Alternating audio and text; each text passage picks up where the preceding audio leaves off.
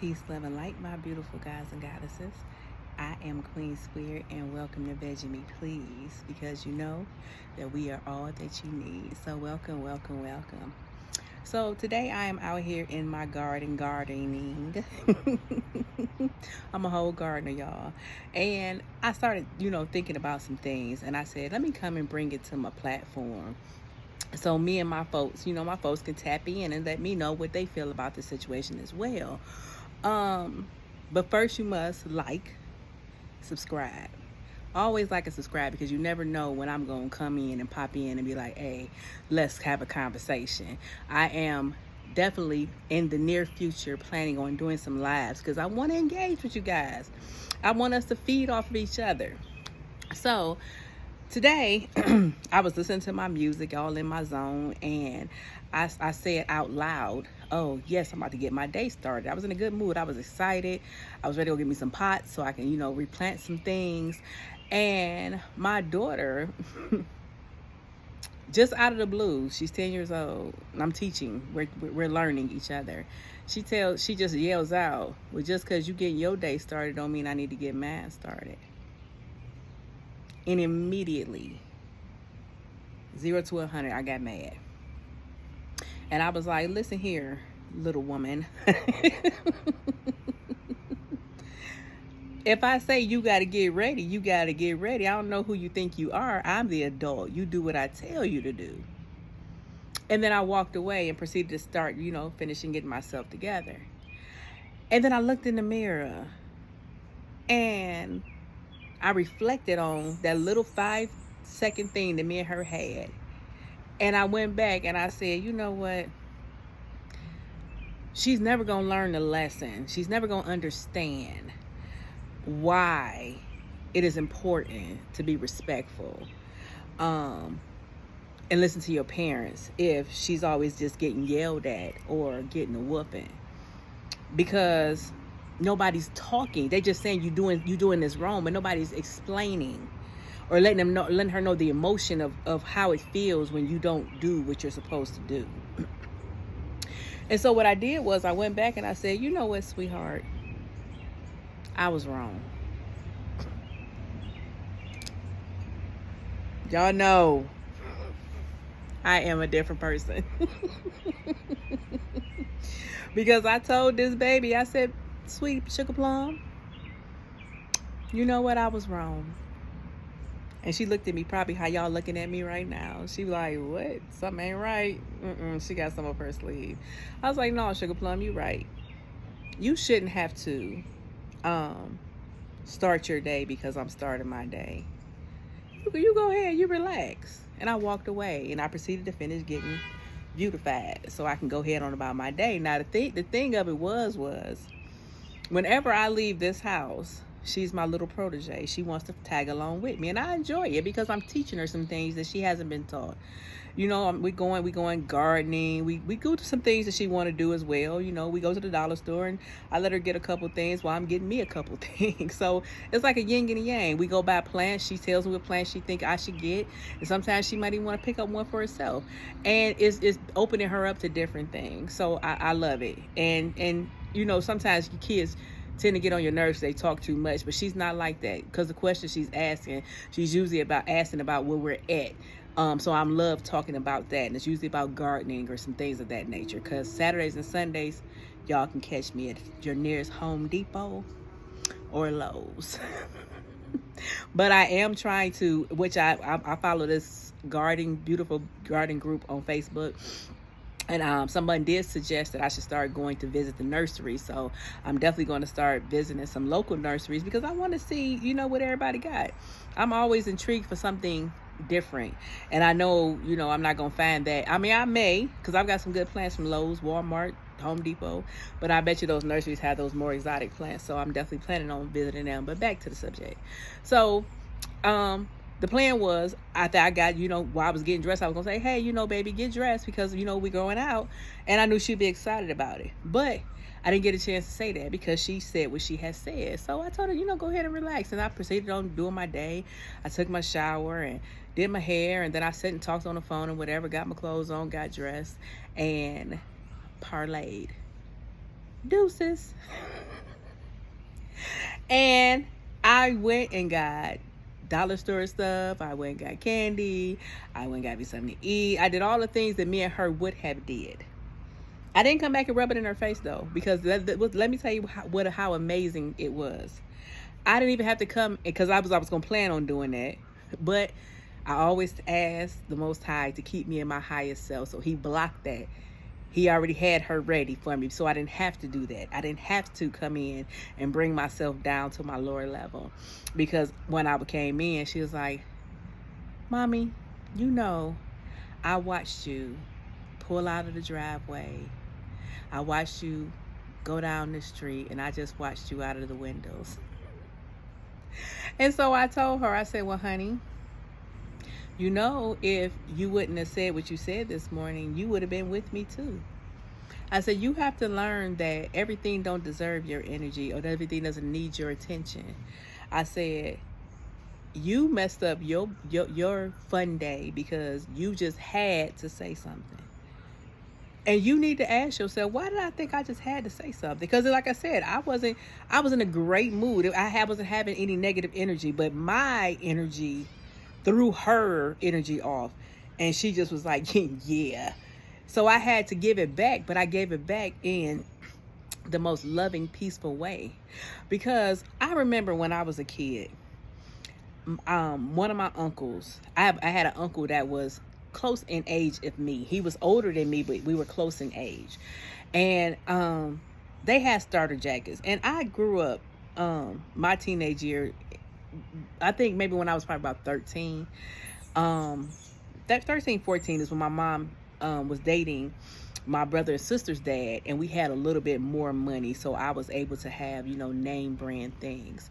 But a starter jacket was not on the list. I was just excited the fact that I didn't have to wear Payless shoes anymore and get talked about because I was wearing Payless shoes.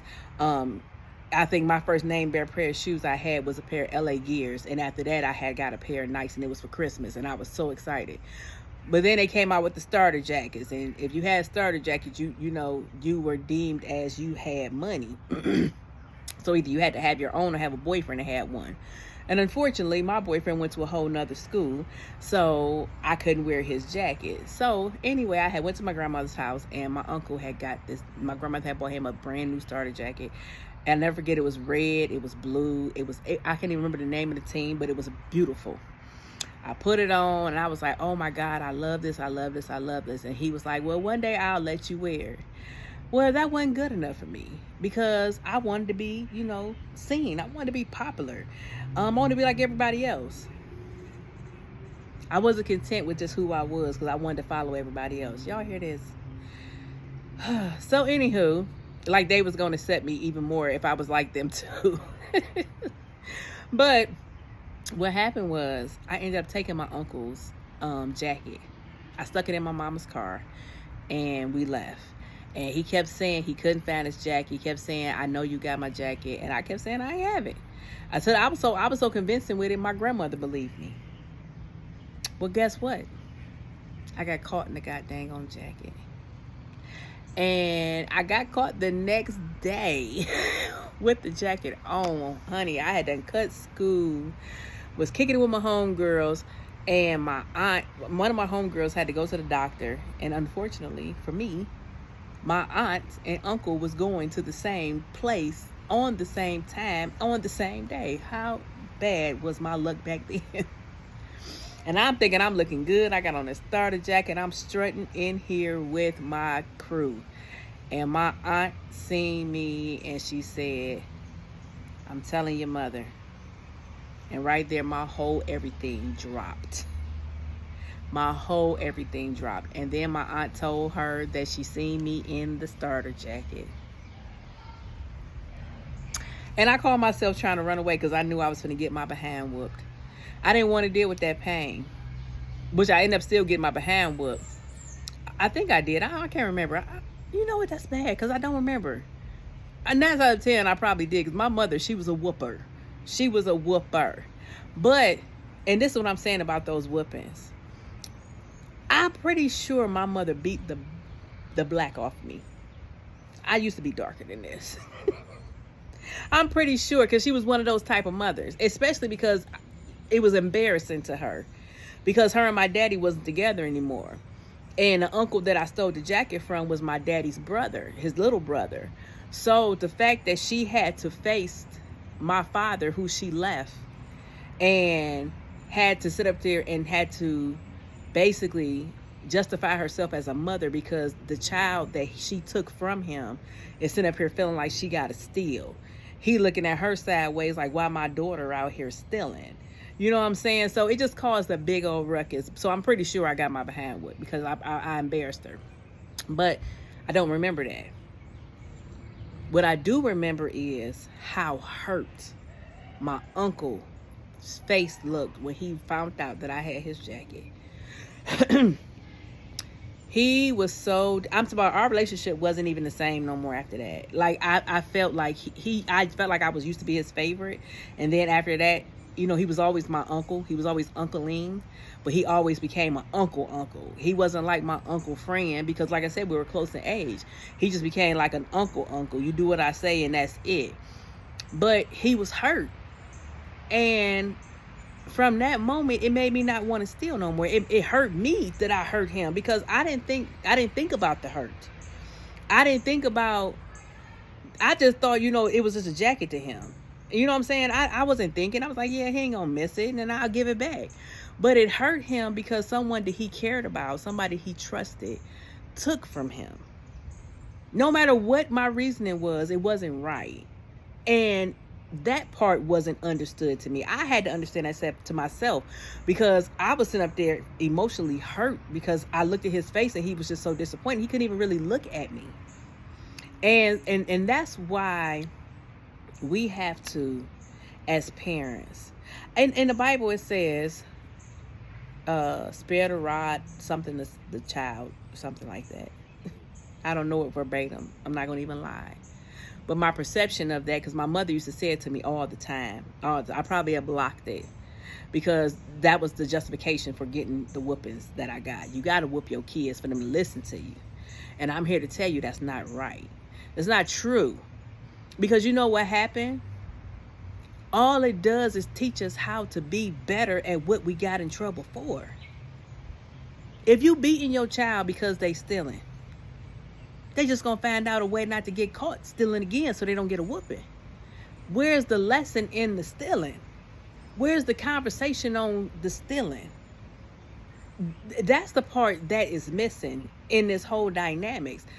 We sit up here and we think that we're supposed to beat our kids into submission, and that's something that was taught to us. They're not going to submit. They're just going to get stronger and better at whatever you're trying to submit them for, because they still don't understand why they can't do it. Like I said, the only reason why I decided not to take again was because my conscience messed with me. Like, I was so bad with it. After that moment, if somebody gave me the wrong amount of change, I don't care if I was dead broke, I still went back and said, no, honey, you gave me too much change.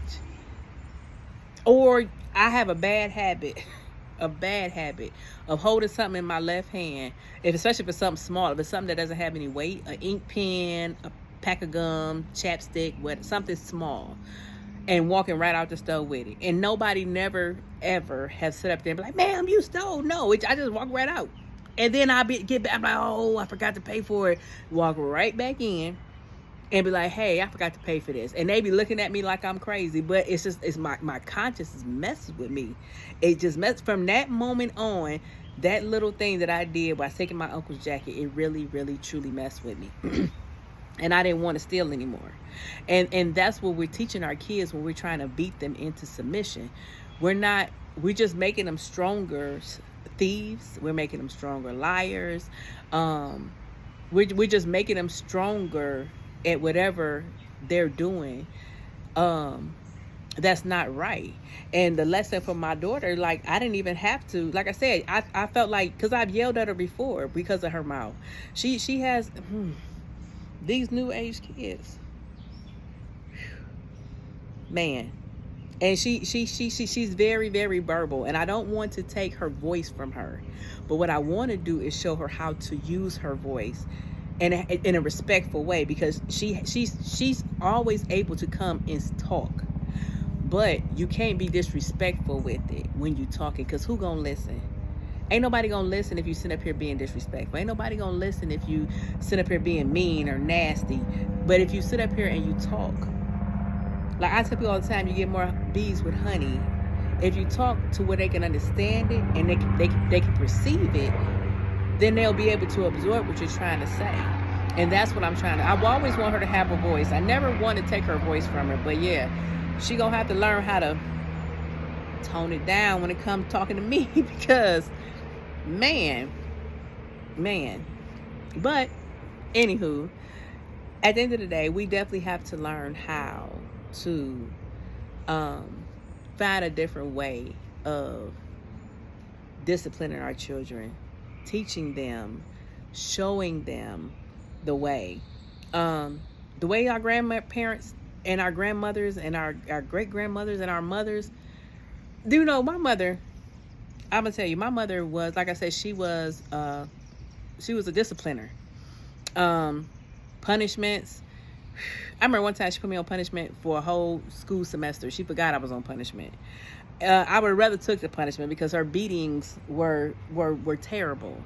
And I can't remember every last one of them. Only time I remember was if it was an embarrassing moment, or if it was something that was really, really like detrimental to the fact. I just felt like, I mean, I know that in her head, every whooping I got, I deserved. And because I did something, so of course I deserved it. But it just made me, like I said, better at doing whatever I had did.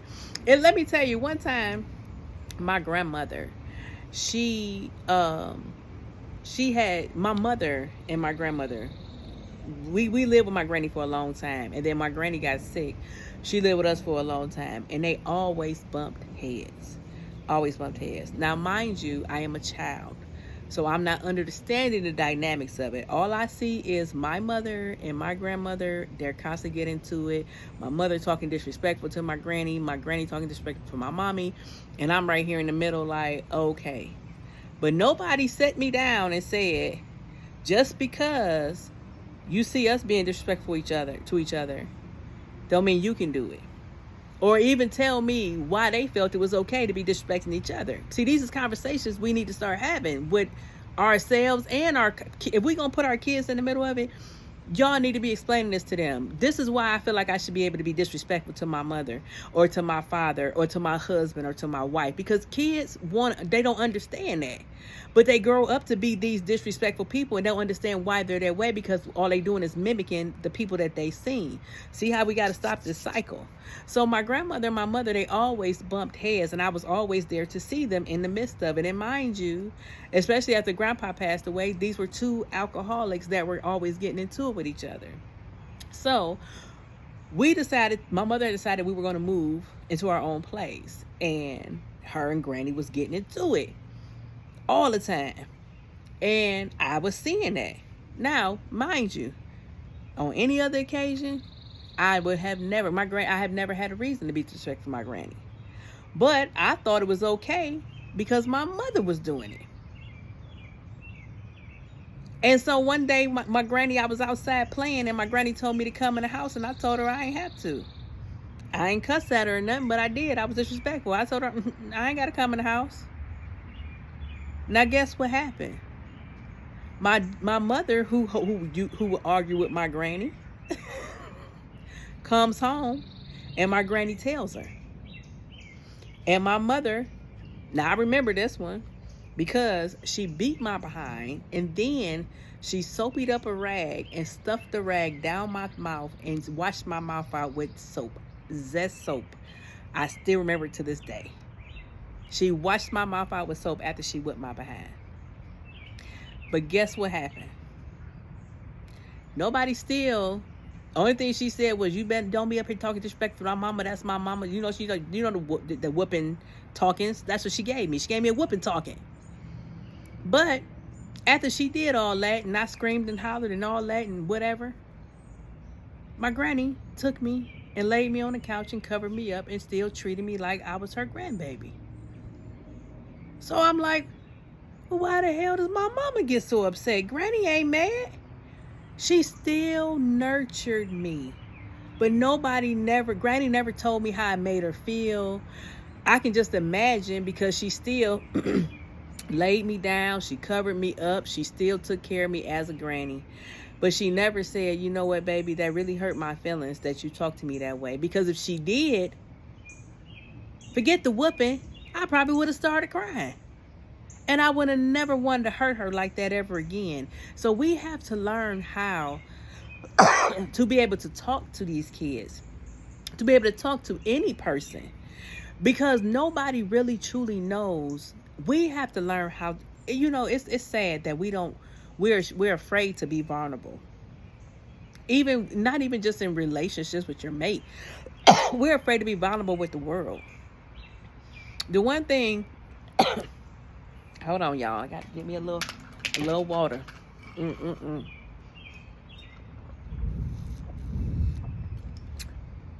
Y'all heard that? Look like it's gonna thunder today. I'm glad. I hope so too, because I think my plants need some water. I just watered them. One day I'm gonna share my garden with y'all, but I be, so busy focusing on want to have these conversations with y'all. But I have started my little garden, and it's amazing. If you have the ability, because you can do it in your house, on your little patio, it don't take much. Even if you just got one plant and just grew some tomatoes, start planting some seeds and just using that as your visual of how you can manifest this wonderful life in your world, just by planting the right seeds and nurturing the seed and loving on the seed and watering and giving it some sunlight. Yeah, you should. But back to what we was talking about.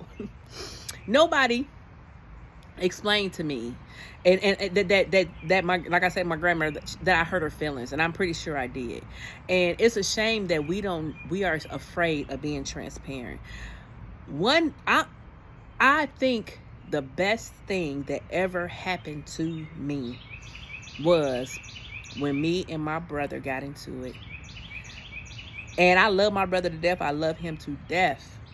But we got into it, and he came at me saying he would say a lot of things about me and who I used to be. And he didn't even say he would say it. What he said, how would I feel if he was to say these things? And I don't know. It was like somebody cut on sparked a flyer up under me. And I was just like, you know what? I'm ready to tell my story. And I grabbed my phone and I went on Facebook Live. And I think the video's still up if anybody follows me. I might even try to go back and find it and just post it on here so you guys can see it. But I just told my truth.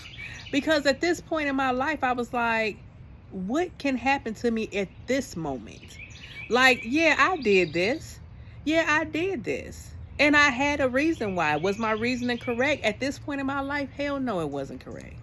It wasn't. But back then, where I was at, to me, what I did was in my best interest. It was in the best interest of me and who I had to take care of.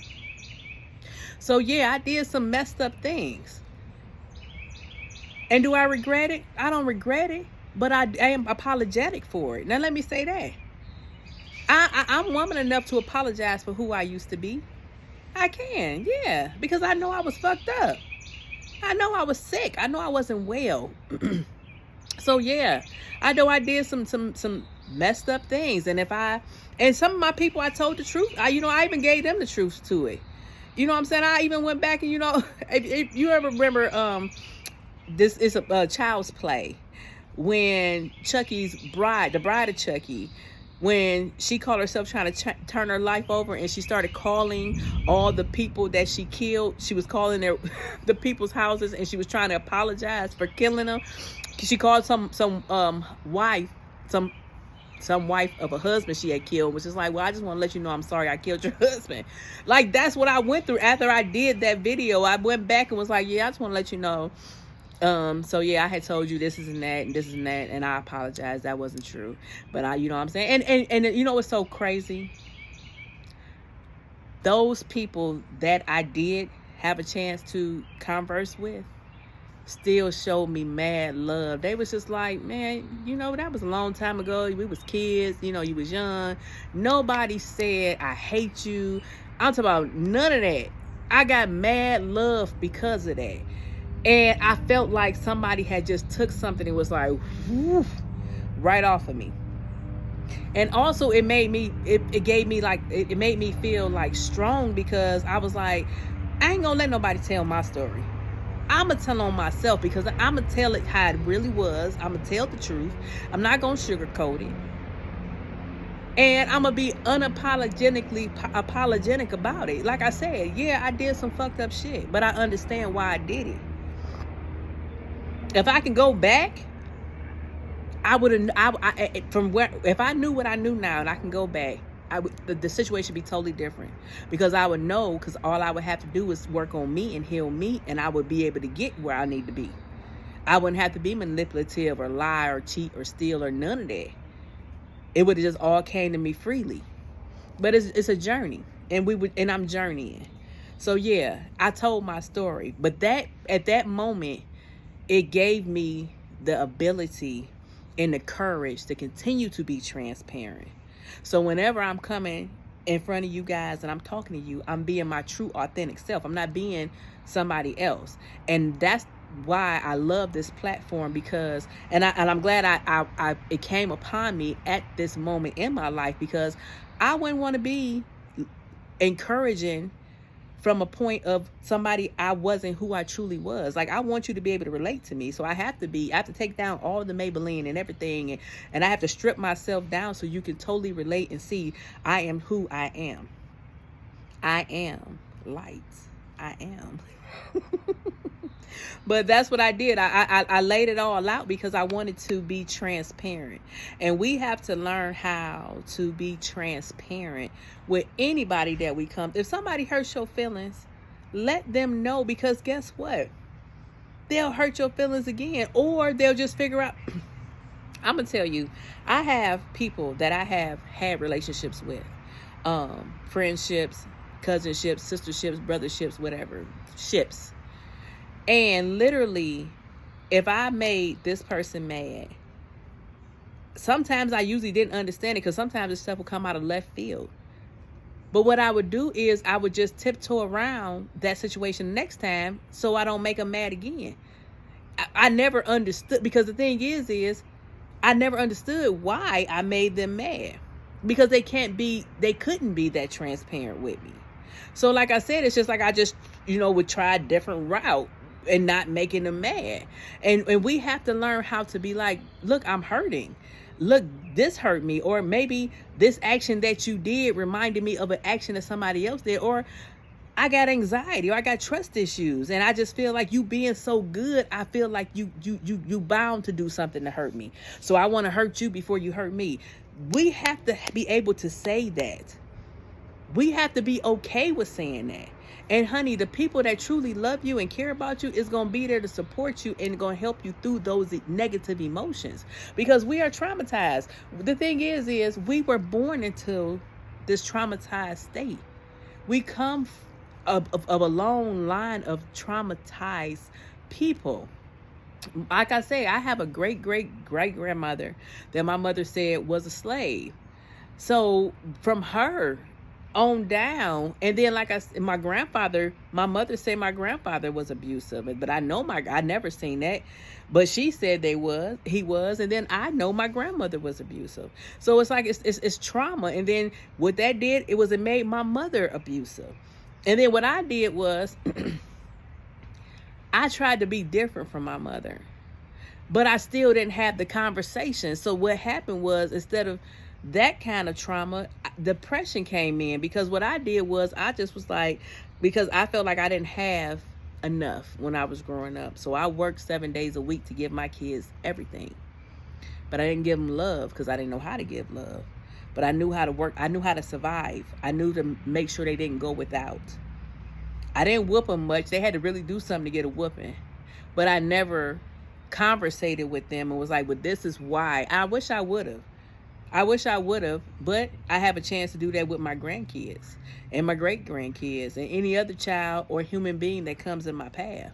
If something makes me uncomfortable, you know what I'm saying, or bothers me, first I sit with myself to make sure it's not an emotion that's triggered because it's some unresolved emotions. Because and that's why I say a lot of times we have to. These mosquitoes tearing me up, y'all. I'm telling you, I put some peppermint oil on, and I think it's working. I'm not sure. I don't know if this is an old bite from last night. They really bit me last night, but yeah. We have to sit with ourselves and understand and overstand why we react the way we react. Because women, we are emotional people. We hold on to emotions, and we absorb emotions. So a lot of times, incidents trigger hitting emotions that we have resolved. And so that's why it's always good to not always react. And I know it's hard. It takes a long time to get to this point. It does. But once you sit with yourself, you'll realize that getting angry or getting upset isn't the answer. I try to tell my daughter this. I even try to tell my husband. When you get angry, you give your power away. You give your energy away. You ain't never felt drained after you got... I mean, I done felt drained after I done got mad. I done got drained. I felt drained after I've had an argument. I done felt drained after I started crying. Especially if it's over something that hurt me. You feel tired. You want to go to sleep. Your energy is gone. You don't want to keep giving your energy away when you don't need to. You have to have your cup so overfulled with joy that stuff won't even faze you. Like a raindrop. It ain't a thunderstorm, it's just a raindrop. It's okay to get a little wet. Shake it off.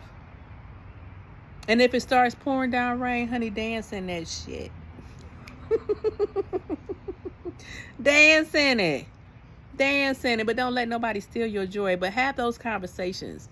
Have those conversations and learn to be transparent. And start off small. It's hard being transparent because a lot of people are afraid to be transparent because they don't know how people are going to perceive them afterwards. One day you're going to get to a point to where you don't give a effing. And that was the point that I was at when I felt like I ain't going to say forced. I'm going to say I was pushed to the edge. I was pushed to the edge and somebody was like, "Not jump. If you don't jump, I'm going to push you." That's where I felt like when I made that video. Like, if you don't jump, I'm going to push you. And I'm like, you know what? I ain't going to let nobody else do it. I'm going to kill myself. Bam, I'll do it.